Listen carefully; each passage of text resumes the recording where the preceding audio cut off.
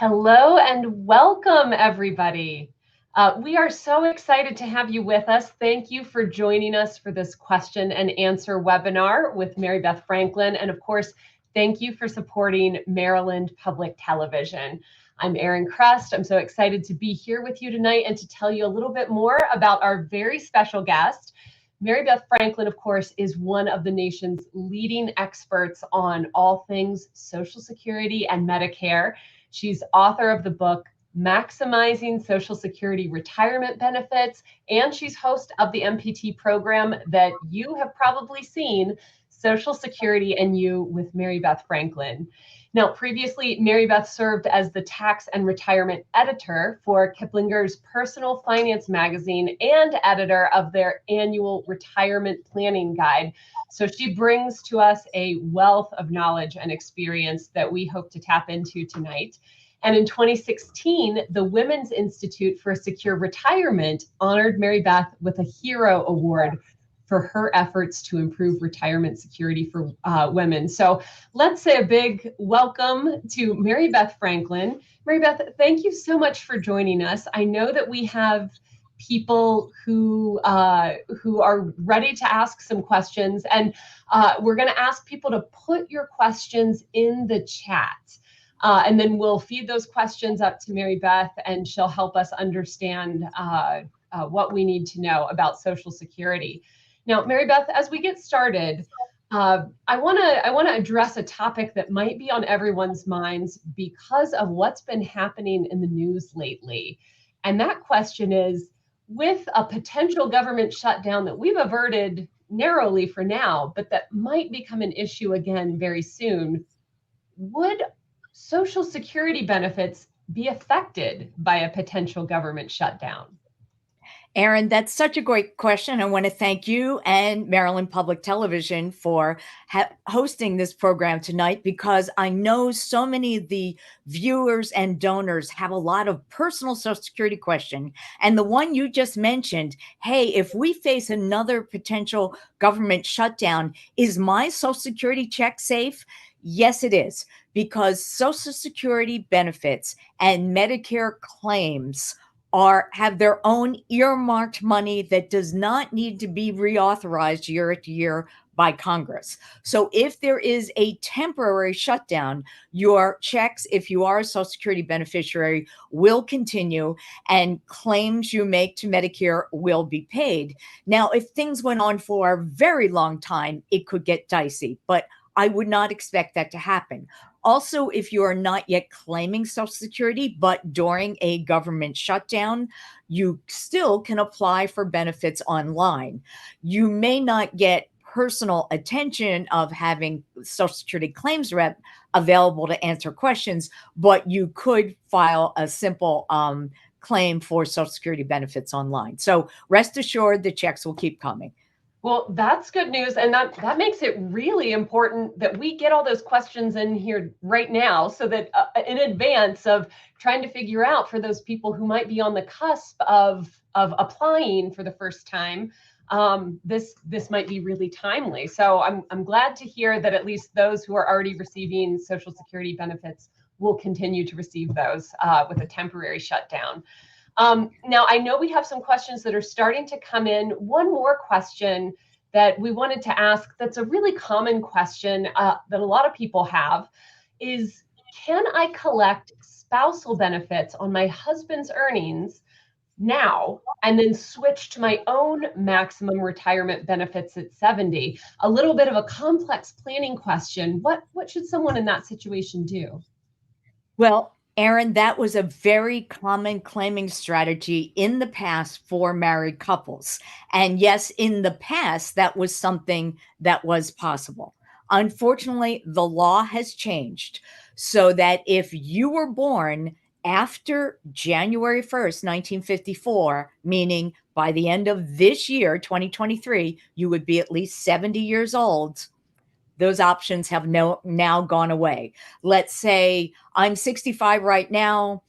My husband is 66 and has already claimed. If I said, gee, can I claim a spousal benefit, which is worth half of my husband's full retirement benefit now and let my own benefit continue to grow till age 70 and switch? Well, unfortunately, you can't do that anymore. For anyone born January 2nd, 1954 or afterwards, most of us out there, whenever we file for Social Security benefits, we will receive the biggest benefit to which we are entitled at the time. If I have a benefit on my own record based on my years of work, and I'm also married to someone who has a benefit, that spousal benefit could be worth up to half of my husband or wife's benefit. But in this case, I'm just going to get the higher of the two. I don't get to choose. Interesting. Well, that's good to know. It really lets people know what they're in for when they're getting ready to enact a strategy. Now, we do have a question from an attendee that I'd like to share. Marilyn is asking a question about death benefits. She was told she would receive some death benefits, but despite multiple inquiries, she hasn't received anything and she hasn't gotten an explanation in writing. So what should someone in Maryland's situation be thinking about or attempting? Marilyn, I'm sure that's a very frustrating situation for you. Let's lay out some of the basics. If you are married to someone who is eligible for Social Security and that person dies, you may be eligible for a survivor benefit. A survivor benefit is worth up to 100% of what that person was receiving in terms of Social Security benefits when they died, or if they had not yet started claiming, what they would have been eligible for at the age when they died. Now, the other part of that equation is how old are you to be eligible to receive Social Security survivor benefits? A widow or widower can receive benefits as early as age 60, but there's two things to keep in mind. If you claim benefits before your full retirement age, they are going to be permanently reduced. They're not going to be worth 100% of your late spouse's benefit. At age 60, if you claim survivor benefits, they're worth only 71.5% of your deceased spouse's benefits. The longer you wait, up until your full retirement age, you get this bigger amount up to 100%. Now, here's where things are different between Social Security retirement benefits and Social Security survivor benefits. If I am receiving a retirement benefit on my own work record, it continues to grow up until age 70. So I can get a bigger benefit if I wait up until age 70, but not so with the survivor benefit. A survivor benefit is worth the maximum amount if I claim it at my full retirement age. So the question, Marilyn, is why did Social Security, I'm assuming that's where you got this information, told you you're eligible for a benefit, but you have not yet received it? One reason could be, I don't know your age. Maybe you're not quite old enough to get a survivor benefit yet. Or maybe you were a federal employee under the old civil service retirement system, which did not participate in Social Security. And if you try to collect a Social Security survivor benefit, that benefit could be reduced or even eliminated if you are receiving a public pension, a government pension that was based on work where you did not pay FICA payroll taxes. So I would say contact Social Security, say, I was married, my husband died, here's all the information. Can you tell me if I'm eligible for a survivor benefit? Good advice. Are there any other situations where you find commonly people might get caught in these rules that are a little bit more esoteric, or that they didn't know up front? It seems like a pretty cut and dried situation, but what you just described actually has a lot of nuance that everyday folks like me would never have guessed. Are there any other special situations that pop up more frequently than one might think? I would say two in this situation. As I mentioned, you have a survivor benefit if your spouse has died. And you may have your own retirement benefit on your own work record. Well, retirement benefits, survivor benefits are two different pots of money. And depending on your age and circumstance, you may be able to claim one type of benefit first and switch to the other larger benefit later. And I'm going to give you two examples. Let's say I'm a 62-year-old widow. I have my own retirement benefit and I'm not working. And my husband has died, and his benefit that I would receive as a survivor is much bigger. What should I do? Well, it may make sense in that case for me to claim my own reduced retirement benefit now at 62. And even though that benefit would be permanently reduced because I claimed it before my full retirement age, once I get to my full retirement age, which is anywhere between 66 and 67, depending on your birth year, I could now switch to my full survivor benefit. And even though my retirement benefit would be permanently reduced because I claimed it early, it would have no impact on my survivor benefit if I waited to my full retirement age to claim it. That's a great strategy for people who are surviving spouses. Now, as I mentioned, your maximum survivor benefit is if you claim it at your full retirement age. You do not want to wait till age 70. It's not going to get any bigger. But let me flip this situation around. Say you're a business executive, you lost your wife early to breast cancer. You're entitled to a survivor benefit based on your late wife, but it's probably smaller than your own retirement benefit. And you're still working. So, what you would probably want to do is when you reach your full retirement age, when the earnings restrictions go away, you may want to claim your survivor benefit on your late spouse. And in the meantime, your own retirement benefit would continue to grow 8% a year up until age 70. And then you would switch to the maximum benefit. Also, talking about survivor benefits, one of the most common questions I get is I was married for more than 10 years. I'm divorced. My ex husband or my ex wife died. Am I entitled to a survivor benefit?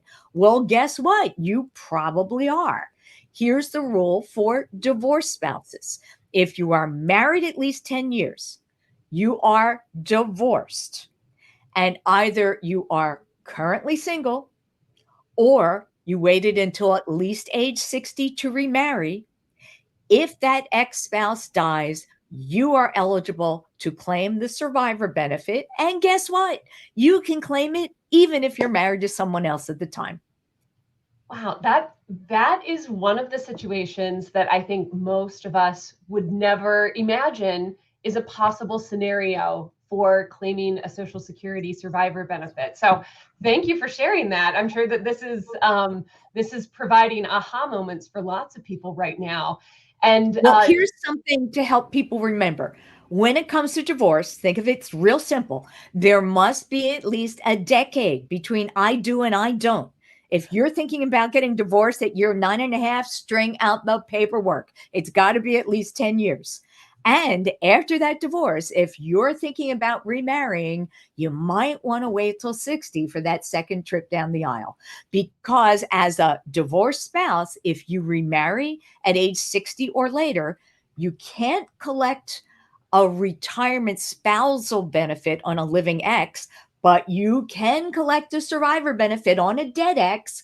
And to refresh your memory, the benefit of a spouse while your ex is alive is worth 50% of their full retirement age benefit.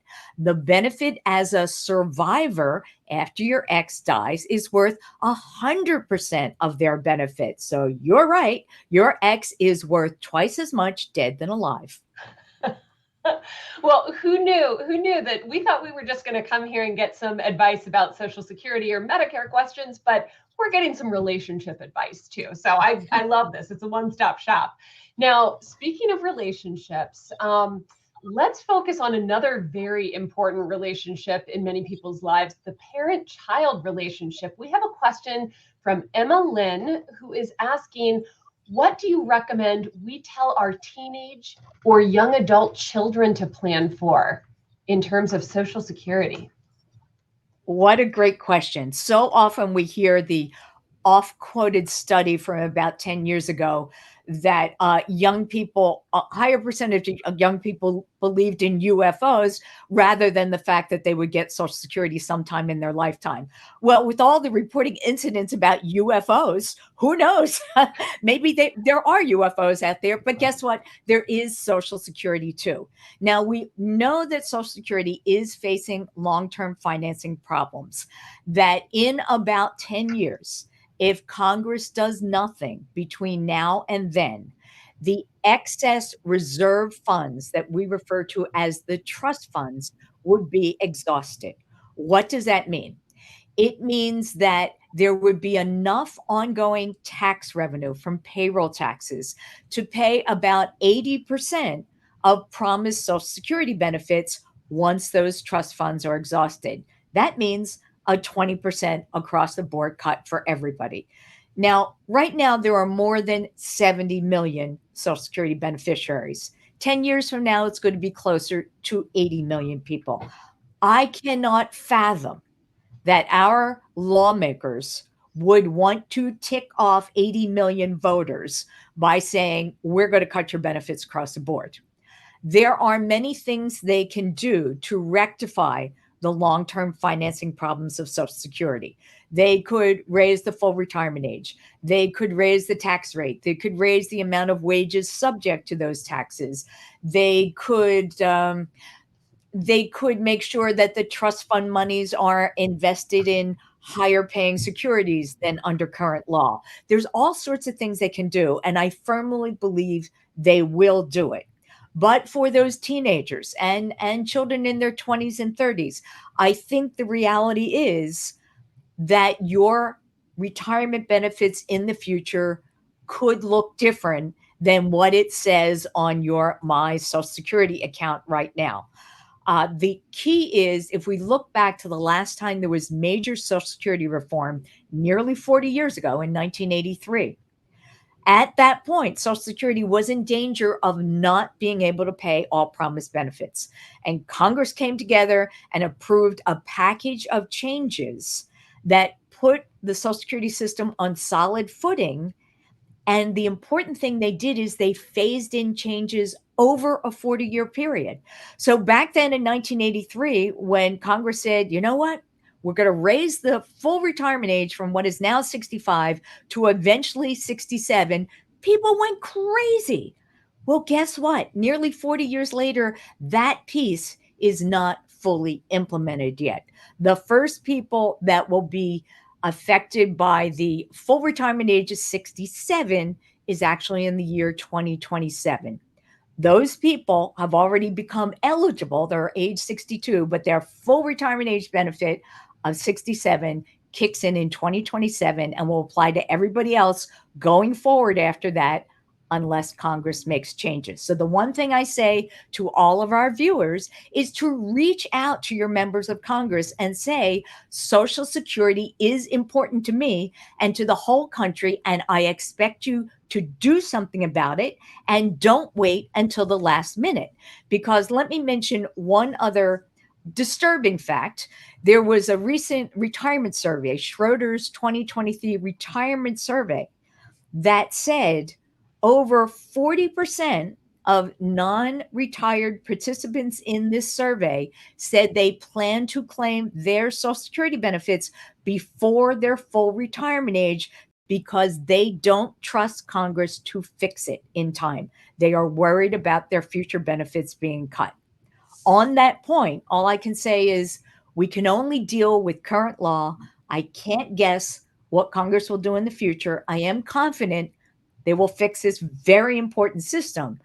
But if you need the money because you lost your job or whatever, go ahead and take it. That's what your Social Security benefits are there for. But if you are planning to claim your permanently reduced benefits early, just because you're worried that something might happen down the road, I think that is like selling your stocks in a down market. All it does is guarantee you have locked in a loss. Yeah, this is one of the things that I was hoping you would address, the situations in which someone might really need to take that early benefit. why, just let's highlight one more time why you don't generally recommend starting early. Well, the fact is, most of us are living a lot longer. And many of us no longer have access to a traditional pension plan. We used to talk about the three-legged stool of retirement security: Social Security, pensions, personal savings. Well, pensions are history for most people. Personal savings are often inadequate, and Social Security has some long-term financing problems. So we have effectively gone from this nice, solid three-legged stool to what is effectively a pogo stick, which is really not a good way to plan for your retirement security. So I urge people to think about all the different assets they might be able to draw from. And the base, I think of this as a retirement income pyramid. And think of the base as being Social Security, that nice solid base that covers about 98% of all Americans. The longer you wait to claim that benefit, the bigger it's going to be up until age 70. You don't want to wait until after 70 to get it. So you have this nice big monthly check. And then maybe on top of that, you have an IRA or 401k or something like that. So between your Social Security and your retirement savings, in the past, for many people, that was sufficient income to create a comfortable retirement. But people are living so much longer. And in some cases, that may not be enough. So, what else do we think about? Maybe continued employment in some form, part time, consulting, seasonal, drive an Uber. Anytime you get some money coming in, that's money you don't have to tap from your savings right then. A lot of homeowners have more equity tied up in their home than they have as a balance in their 401k plan. Maybe they want to think about taking out a reverse mortgage. Maybe they may want to think about selling that big family home and moving into something smaller and less expensive and banking the difference. Maybe they have access to other sources of income. Maybe they received an inheritance from their parents or a settlement in a divorce, or maybe they have an income producing rental property. All these pieces create your individual retirement income pyramid. Everyone's will look different based on your situation, but it's there that I think you can benefit from financial professional advice that can help you say, here are all the sources of incomes you can draw on in retirement. Let's create a plan to take the money out in the most tax efficient way and in a way that will last you the rest of your life, no matter how long you live. And the base part of that is, I want to try to get the biggest Social Security check I can. Yeah. Smart strategies for planning for that future successfully. Now, for someone who has just embarked on their Social Security journey, we have this comment from Linda that maybe you can talk a little bit more about, that might surprise some people who are receiving benefits for the first time. Linda says one thing she didn't realize is that when you collect Social Security and you're still working, you may need to let the Social Security Administration know if you want them to withhold taxes. Can you talk about that for people who might still be working but starting to claim Social Security? Well, Linda, thank you for that question. There are several things wrapped up in the question. The first is, if you claim Social Security benefits before your full retirement age and you continue to work, there's something called an earnings test. And basically, let's say you're 64 and you claim Social Security and you're still working and you make more than about $21,000 this year. Well, now you're making too much money. And Social Security is going to withhold some or even all of your Social Security benefits until that earnings test is satisfied. You will lose $1 in benefits for every $2 over that limit. You basically make about $60,000 a year, you could lose all your benefits temporarily. So I would say to people who are still working, don't claim your Social Security benefits before your full retirement age. It doesn't make sense. Your benefits are reduced and you could temporarily lose your benefits because you make too much money. Now, the good news is once you get to your full retirement age, those earnings restrictions go away completely, and any benefits you have lost due to excess earnings, they will be restored to you in the form of larger monthly benefits going forward. Now, addressing Linda's question specifically, I'm assuming that Linda may be over full retirement age and is working and is collecting a Social Security benefit. So she's not losing any benefits because she's already reached full retirement age, but she's still paying taxes. Now, regardless of your age, if you work, you pay payroll taxes, FICA taxes. But maybe she wants to have more taxes withheld. So at the end of the year, when she's filing her income taxes, she's closer to paying what she owes. So you can ask Social Security to withhold a certain percentage of your benefits for federal income taxes. And you can do that whether you're working or whether you're fully retired. Yeah, important to remember. Some folks have a preference for paying their tax bill at tax time. Some folks really prefer that that they have nothing due when it comes time, trying to kind of ride that line closer to zero. So good to talk about when you're considering this. And one other point for that, which is the greatest shock for people who are new to retirement. If we're used to having our income taxes withheld from our paychecks, so it's a simple procedure when we file our taxes, and hopefully it either comes out pretty close or maybe even get a refund. Well, retirees, you don't have a paycheck to have those taxes withheld, and if you owe over a certain amount of federal income taxes, you need to make quarterly estimated tax payments, so you are not subject to a underpayment penalty when you file your income taxes. So in those cases, it may make sense for many retired Social Security beneficiaries to have some federal income taxes withheld from their Social Security benefit. Very, very good to consider. Now we have a question from Sophia about kind of different types of Social Security, different buckets of Social Security, perhaps. So she has a question about whether she's eligible for Social Security disability benefits if she's 69 years old and already receiving Social Security income benefits. Well, Social Security, think of it this way. Most people think of it as a retirement program, but it's also a survivor program if you're a survivor and someone dies, or if you become disabled or terminally ill and are not able to work, you may be eligible for Social Security disability benefits. Now, the difference is when you file for Social Security retirement benefits, it's automatic. If you're entitled to a benefit, based on your age at time of claim, that's what you're going to get. With a survivor benefit, again, somewhat automatic. If your spouse or ex-spouse dies and you're eligible for a benefit, you file for it, you will get it. Social Security disability is different in that disability claims are reviewed on a case-by-case basis. And unfortunately, there is an enormous backlog. Some people wait over a year for their initial Social Security disability claim to be approved. Many cases, they are initially rejected and you have to go through the appeals process. But basically, people who are approved Social Security disability benefits, this happens before your full retirement age. And even though, let's say you were 62 years old and you would claim your retirement benefits early before your full retirement age, those retirement benefits would be reduced.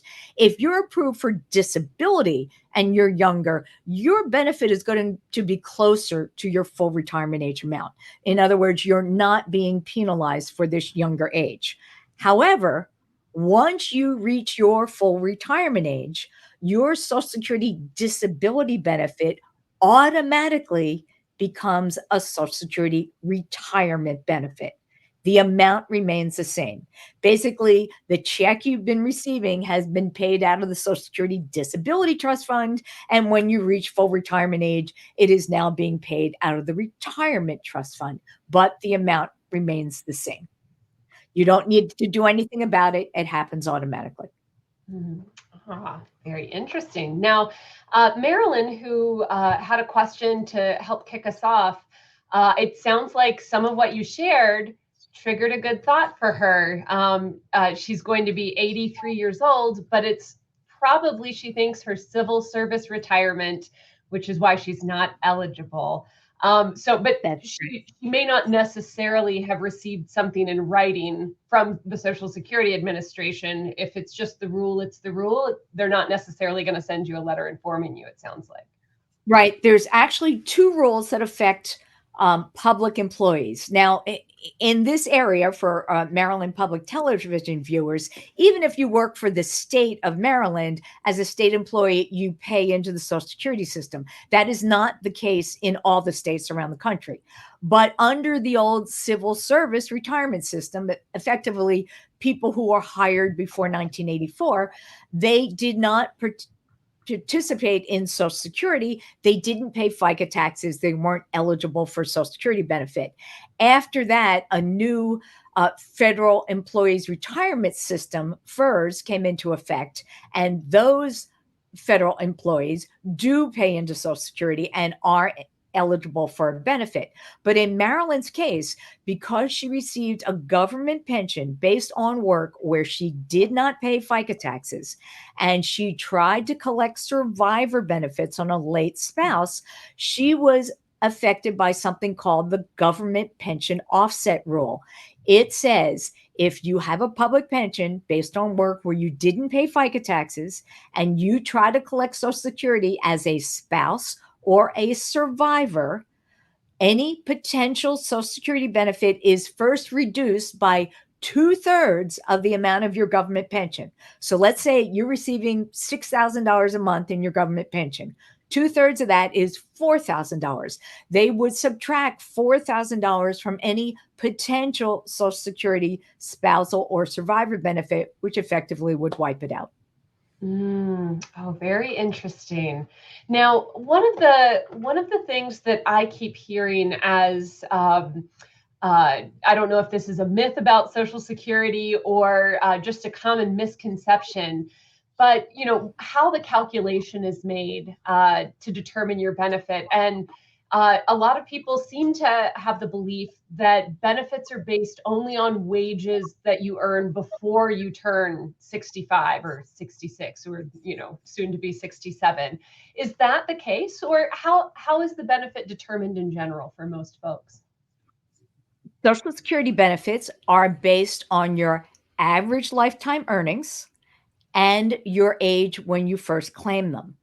Social Security defines average lifetime earnings as the top 35 years of earnings. Doesn't matter what order they're in, but the top 35 years of earnings, they divide it by 35 and they adjust it for the wage index. It's the time you earned it. So maybe the $20,000 you earned in 1978 might be worth 56,000 today. I'm making up numbers, but it's adjusted to reflect changes in wages since the time you earn them. So they come up with this average index monthly amount, and then they apply a formula to it to see what your full retirement age benefit would be. And now the important part is, how old are you when you claim that? If you wait till your full retirement age, you're going to get that full benefit. You can claim as early as 62, but if you do, it's going to be reduced. For example, if your full retirement age is 67 and you claim 5 years early at 62, your benefits are going to be cut by 30% for the rest of your life. On the other hand, if you are willing to wait up until age 70, you are going to earn an extra 8% per year every year between your full retirement age and age 70. So again, if your full retirement age is 67, which applies to anyone born in 1960 or later, your full retirement age is 67, you wait till 70, that's 3 years at 8% a year. That's a 24% increase. If you waited till 70, your benefits would be worth 124% compared to what they would have been at your full retirement age of 67. But here's the mind-blowing statistic. The difference between claiming benefits as soon as possible at age 62 versus as late as possible at age 70 would increase your monthly Social Security benefits by 76% for the rest of your life. Now, I don't know any place else where you're going to get that guaranteed increase. Wow, that's really incredible. And I'm looking now at the questions, and I think we've addressed most of what people had on their minds. Are there any other scenarios or myths you'd like to bust that that you tend to find come up over and over again? Well, I like to think of, I put together a top 10 list, which I'm looking for. And of course, I can't seem to find it right now. But let's go to some of the key points to keep in mind when it comes to you claiming Social Security. The first one is your age matters. When you first claim benefits, will determine how much you get for the rest of your life. Yes, you can claim early, but they're permanently reduced. It may be appropriate for you if you're in poor health and may not likely live till average life expectancy. You may want to claim early. If you really need the money, you lost your job during COVID and you never found another one. Maybe you want to claim early. In some cases, for married couples, it may make sense for one spouse to claim early. And let me explain why. Generally, we think it makes sense for one spouse, preferably the spouse with the bigger benefit, tends to be the one with the higher earnings over their lives, to wait until age 70 to claim the biggest retirement benefit possible, because that's often the husband who often is a few years older and who is actuarially likely to die first. So if he waits until age 70 to collect the biggest Social Security retirement benefit possible and he dies, well, that translates into the largest possible survivor benefit for his wife. Now, let's assume this couple has made the decision that the husband is going to wait till age 70. And it can be tough from a cash flow standpoint. Gee, I'm giving up this monthly check. Is it worth it? Well, let's say the wife's a little younger and maybe she's 62 and she's not working. She may want to go ahead and claim her retirement benefit early. And even though her retirement benefit is permanently reduced, remember, it will have no impact on her survivor benefit if she is at least full retirement age when she claims survivor benefits. So, this is one strategy for married couples that can bring some cash into the household by having the younger, lower earning spouse claim benefits early. And it takes away a bit of the sting of having the older, higher income spouse wait until age 70. And at the same time, you've also likely created the largest possible survivor benefit for the spouse that's left behind. Now, a lot of people talk about, well, how long do I have to live to make it worthwhile to delay claiming up until age 70? That's generally referred to as the break even age. Well, in most cases, the difference between claiming benefits at 62 versus your full retirement age is, yeah, you'd have to live to at least 78 to make that decision worthwhile in terms of once you get to 78, everything you get going forward in Social Security benefit is going to represent a larger lifetime benefit over your lifetime. If the difference between collecting at 62 and 70, well, yeah, you have to live to about 83 to make that decision worthwhile, but that is still less than average life expectancy for a 65-year-old person. And here's the key. For married couples, you are essentially spreading that break even age over two lives because someone is likely to get that survivor benefit. The other question I get a lot is divorced spouses. It's so important, particularly with the increase in the incidence of what we call gray divorce, people over the age of 50 getting divorced. This is a fairly new phenomenon. It used to be people got divorced early, or if they were going to stay married, they stayed married forever. Well, you know what? People are living so much longer. They're getting to 65 and saying, I don't want to be unhappily ever after. I want a divorce. So getting divorced later in life is a very complicated financial decision. You probably have a house, you have savings, you have retirement accounts, all these things to split. But then there's this very important Social Security benefit. I have heard from women, particularly saying, "Oh, I signed away my Social Security benefits in the divorce."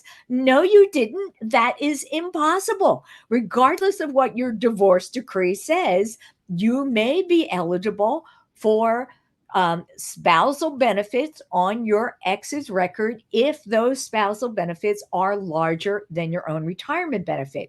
And if that ex dies, you may be eligible for a survivor benefit is larger if it's larger than what you're getting. But the rules are very important. You must be married at least 10 years, divorced, and currently single to be able to collect on a living ex. And again, you're only going to collect on a living ex if your benefit as a spouse is larger than your own retirement benefit.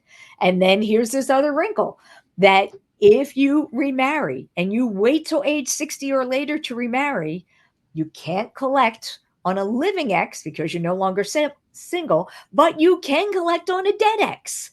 And benefits as a survivor are twice as big as benefits as a spouse. The other thing to think about, one of our viewers were asking about benefits for children. Well, yes, there are two different benefits if there is a minor dependent child in your house, generally referred to as age 18 or younger. If a child is still in high school, they might be able to get benefits up until age 19. Or in the case of permanently disabled adult children. This is defined as adult children who were disabled before the age of 22.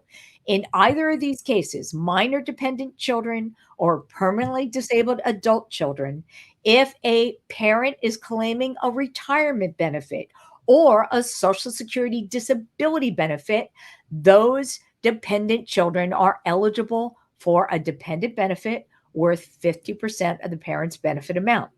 The benefit continues for the child up until age 18 or possibly up until 19 or high school graduation, whichever comes first, and those adult disabled children for the rest of their lives.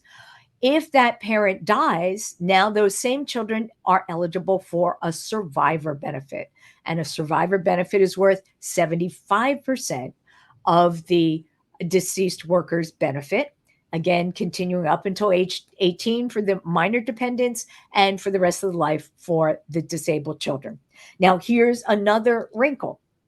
Let's say you are divorced and had not been married the minimum 10 years, but you have a child and the father of that child dies. You're divorced. You're young. Let's say you're 40. Um, the child gets a benefit, a survivor benefit, because the parent has died. And even though you're under full retirement age, if you are caring for that child under the age of 16, you can qualify for a benefit as a caregiving parent. And even if you're divorced and you were married less than 10 years, you can still get that benefit as a caregiving parent. The only thing to keep in mind is if you work, you're subject to earnings restrictions, which could wipe out your benefit, but the kids would still get theirs. Absolutely. Well, Mary Beth, I think that you have addressed all of the questions that we've had this evening. And I know that we want to make sure people know your website. We're going to put that in the chat. And I know that we have it on other materials as well. But please, everyone who's on the call with us, please visit Mary Beth Franklin's website because it's a wealth of information and help for these topics that we all care about so much. Mary Beth, any parting words that you'd like to leave us with as we close out this wonderful webinar where we've all learned so much?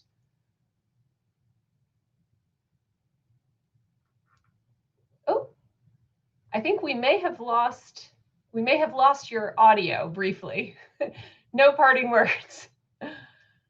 Oh, we may have just lost it, I think. I'm not sure what happened there. But well, with that then, we will just say thank you, Mary Beth, for being with us.